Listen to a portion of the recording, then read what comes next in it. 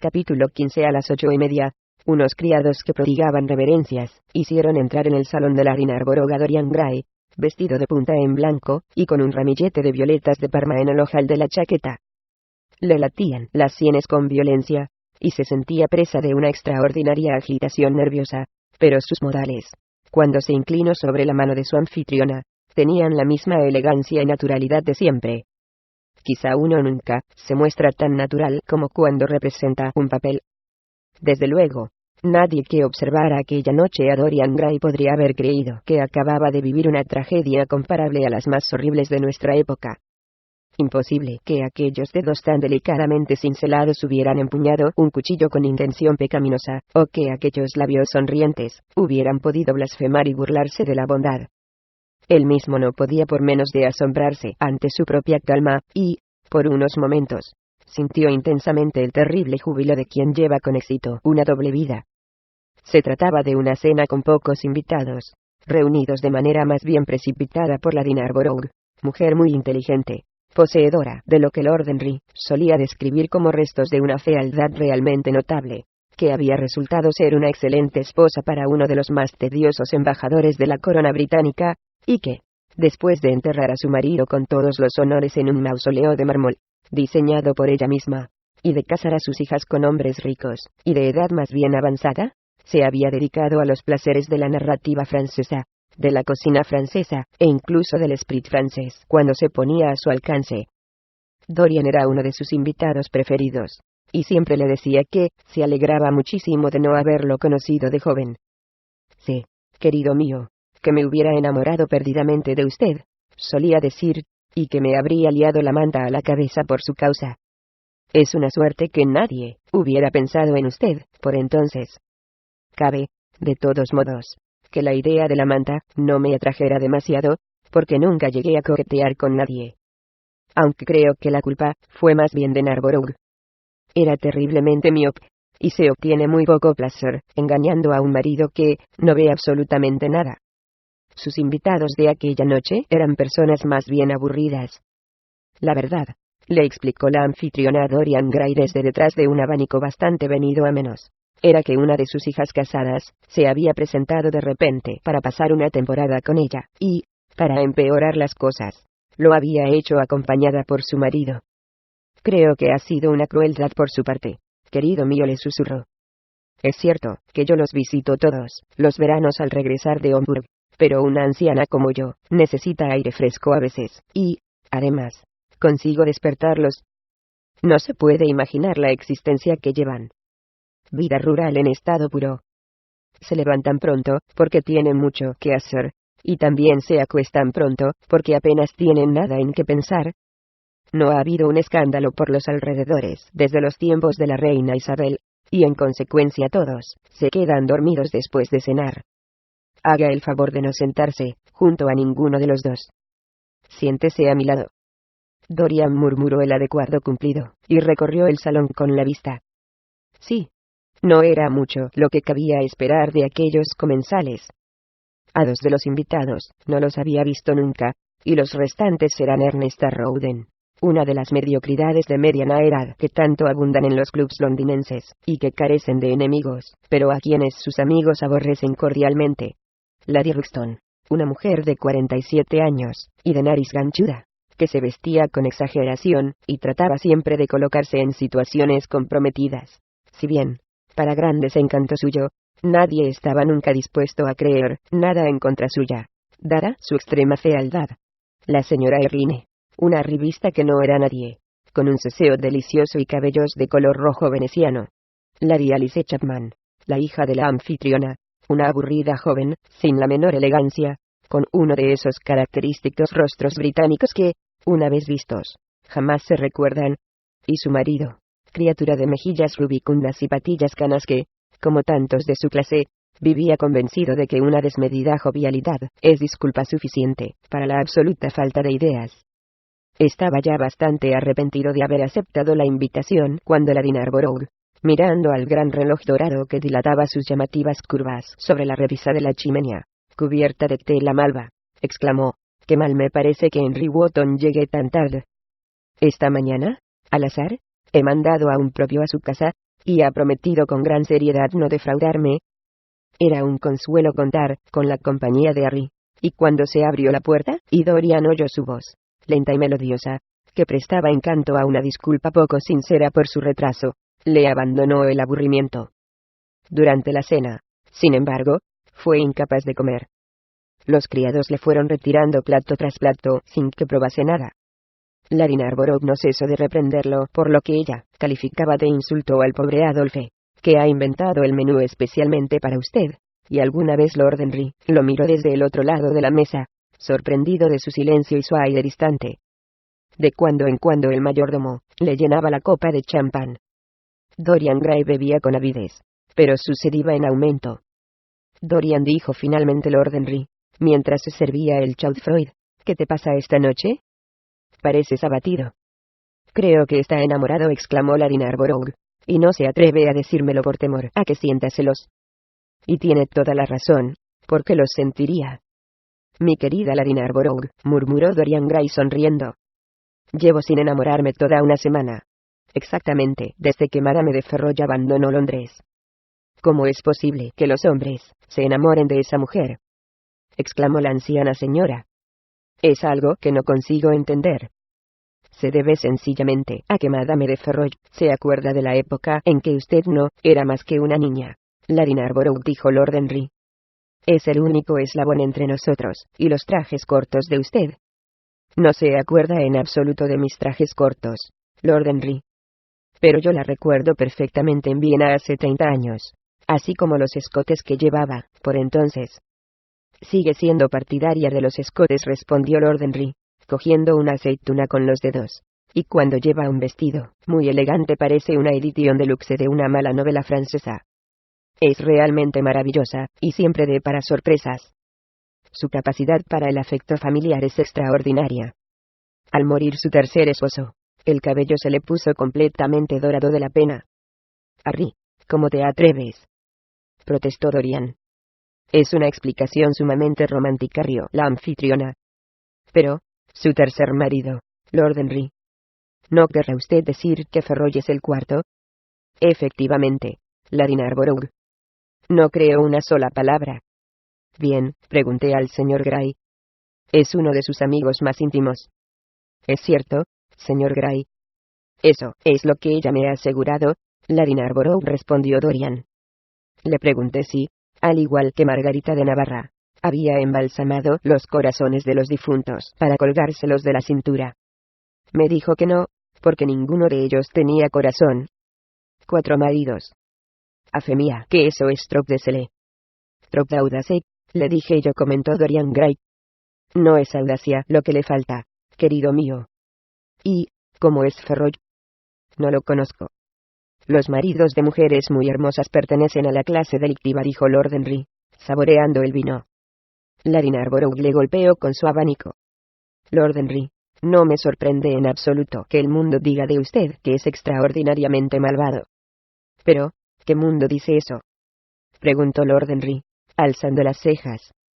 Solo puede ser el mundo venidero. Este mundo y yo mantenemos excelentes relaciones. Todas las personas que conozco dicen que es usted de lo más perverso, exclamó la anciana señora, moviendo la cabeza. Lord Henry adoptó por unos instantes un aire serio.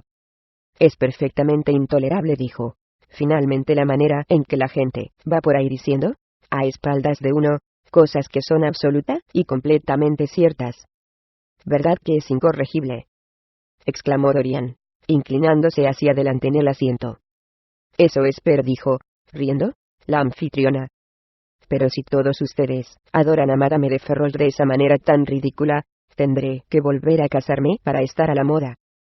Nunca volverá usted a casarse, Lady Narborough, intervino Lord Henry. Era usted demasiado feliz. Cuando una mujer vuelve a casarse es porque detestaba a su primer marido. Cuando un hombre vuelve a casarse es porque adoraba a su primera mujer. Las mujeres prueban suerte. Los hombres arriesgan la suya. Narborough no era perfecto, exclamó la anciana señora. Si lo hubiera sido, no lo hubiera usted amado, mi querida señora, fue la respuesta de Lord Henry. Las mujeres nos aman por nuestros defectos. Si tenemos los suficientes, nos lo perdonan todo, incluida la inteligencia. Mucho me temo que después de esto nunca volverá usted a invitarme a cenar, Lady Narborough, pero es completamente cierto. Claro que es cierto, Lord Henry. Si las mujeres no amaran a los hombres por sus defectos, ¿dónde estarían todos ustedes? Ninguno se habría casado. Serían una colección de solteros infelices. Aunque tampoco eso los habría cambiado mucho. En los días que corren todos los hombres casados viven como solteros, y todos los solteros como casados. Fin de Seattle, murmuró Lord Henry. Fin de globe, respondió su anfitriona. Sí que me gustaría que fuese fin de globe, dijo Dorian con un suspiro. La vida es una gran desilusión. Ah, querido mío, exclamó Lady Narborough calzándose los guantes. No me diga que ya ha agotado la vida. Cuando un hombre dice eso, ya se sabe que es la vida la que lo ha agotado a él. Lord Henry es muy perverso, y a mí a veces me gustaría haberlo sido. Pero usted está hecho para ser bueno, parece tan bueno que he de encontrarle una esposa encantadora. ¿No le parece, Lord Henry, que el señor Gray debería casarse? Es lo que yo le digo siempre, Lady Narborough, respondió Lord Henry con una inclinación de cabeza. De acuerdo. En ese caso, debemos buscarle un buen partido. Esta noche examinaré cuidadosamente el de Brexit y prepararé una lista con las jóvenes más adecuadas. Sin olvidar la edad de las candidatas, Lady Narborough, preguntó Dorian. Sin olvidar la edad, por supuesto, aunque ligeramente revisada. Pero no debe hacerse nada con prisas. Quiero que, sea lo que The Morning Post llama un enlace conveniente, y que los dos sean felices. ¿Qué cosas tan absurdas dice la gente sobre los matrimonios felices?, exclamó Lord Henry. Un hombre puede ser feliz con una mujer siempre que no la quiera. Ah, qué cinismo el suyo, dijo la anciana señora, empujando la silla hacia atrás, y haciendo un gesto con la cabeza a Lady Ruxton. Tiene que volver muy pronto a cenar conmigo. Es usted realmente un tónico admirable, mucho mejor que lo que Sir Andrew me receta. Ha de decirme con qué personas le gustaría encontrarse. Deseo que sea una velada absolutamente deliciosa. Me gustan los hombres con futuro, y las mujeres con pasado, respondió Lord Henry. ¿O cree que sería demasiado grande el desequilibrio? Mucho me temo, dijo ella riendo, mientras se ponía en pie. Mil perdones, mi querida Lady Ruxton, añadió al instante. Veo que no ha terminado usted su cigarrillo. No se preocupe, Lady Narborough. Fumo demasiado. Tengo intención de hacerlo menos en el futuro. No lo haga, se lo ruego, Lady Ruxton, intervino Lord Henry. La moderación es una virtud muy perniciosa. Bastante es tan malo como una comida. Demasiado, tan bueno como un festín. Lady Ruxton lo miró con curiosidad. Tendrá usted que venir y explicármelo alguna tarde, Lord Henry. Parece una teoría fascinante, murmuró mientras abandonaba la habitación. Por favor, caballeros, no se queden ustedes demasiado tiempo hablando de política y de escándalos, exclamó Lady Narborough desde la puerta. Si lo hacen, acabaremos peleándonos en el piso de arriba. Los varones rieron, y el señor Chapman se levantó solemnemente del fondo de la mesa y pasó a ocupar la cabecera. Dorian Gray también cambió de sitio y fue a colocarse junto a Lord Henry. El señor Chapman empezó a hablar, alzando mucho la voz, sobre la situación en la Cámara de los Comunes, riéndose de sus adversarios. La palabra doctrinae, un vocablo que inspira terror a las mentes británicas, reaparecía de cuando en cuando entre sus explosiones de carcajadas. Un prefijo aliterativo servía como ornamento a su elocuencia, mientras alzaba la bandera del imperio sobre los pináculos del pensamiento. La estupidez innata de la raza, él lo llamaba jovialmente el buen sentido común inglés, se ofreció a los presentes como el baluarte que la sociedad necesitaba. Una sonrisa curvó los labios de Lord Henry, quien, volviéndose, miró a Dorian. ¿Te encuentras mejor?, preguntó. Parecías un poco perdido durante la cena. Estoy perfectamente, Harry. Un poco cansado.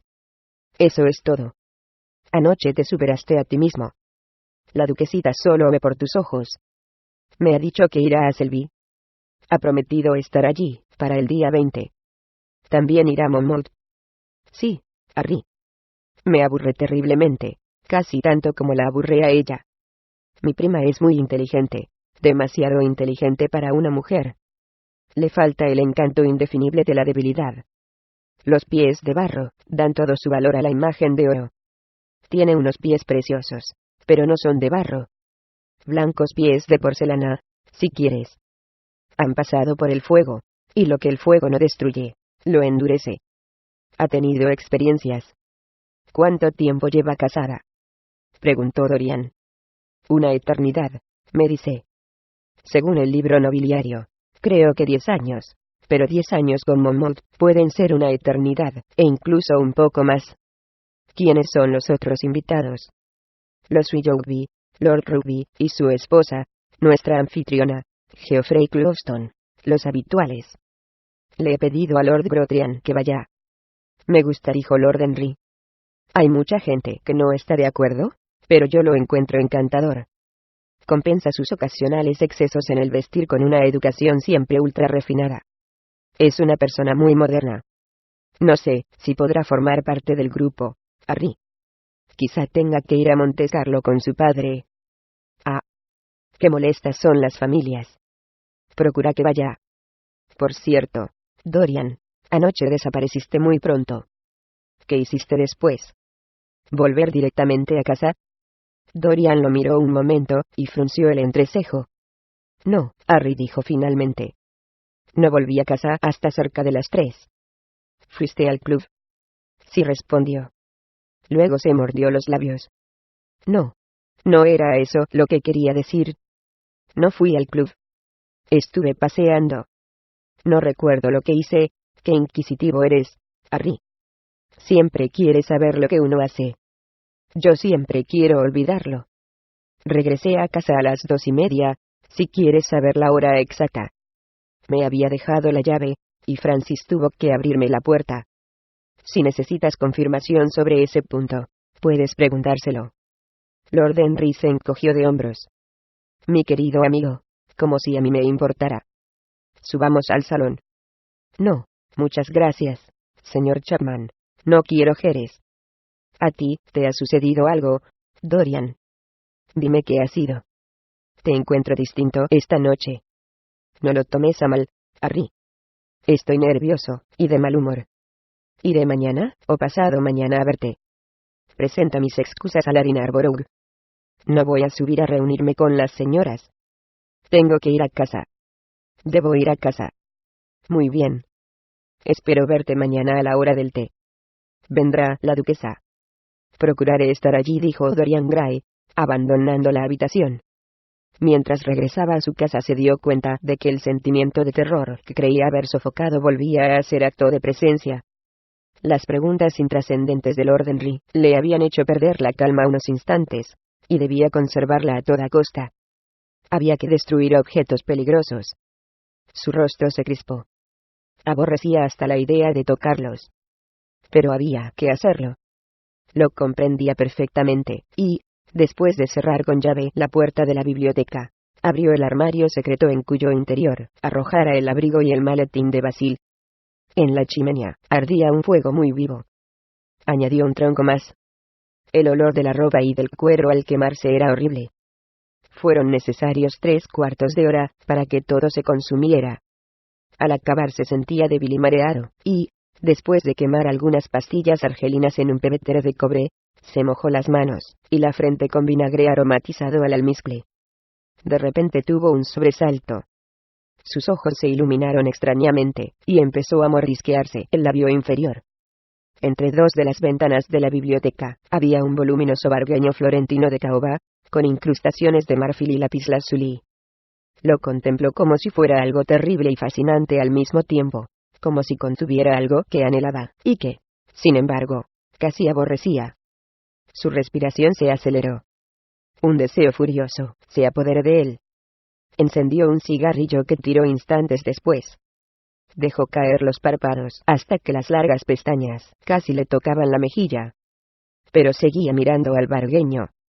Finalmente se levantó del sofá donde había estado tumbado, se acercó a él y, después de descorrer el pestillo, tocó un resorte escondido.